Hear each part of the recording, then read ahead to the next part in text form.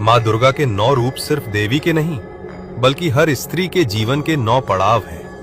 पहला रूप शैलपुत्री। ये रूप है एक बेटी के जन्म का, जो अपने पिता की पहचान से जानी जाती है। दूसरा रूप ब्रह्मचारिणी। ये रूप है उस कन्या का जो शिक्षा और तप के लिए गुरुकुल में प्रवेश करती है। तीसरा रूप चंद्रघंटा। ये रूप है उस युवती का जो विद्या में निपुण होकर दुनिया का सामना करने को तैयार है। चौथा रूप कूष्मांडा।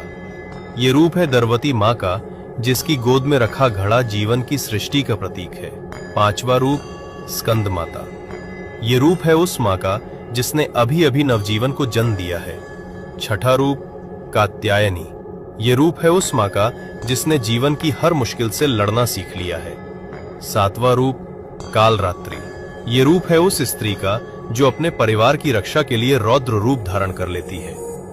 आठवां रूप महागौरी। ये रूप है उस स्त्री का जिसने जीवन की कठिनाइयों के बाद भी अपनी पवित्रता और कोमलता बनाए रखी।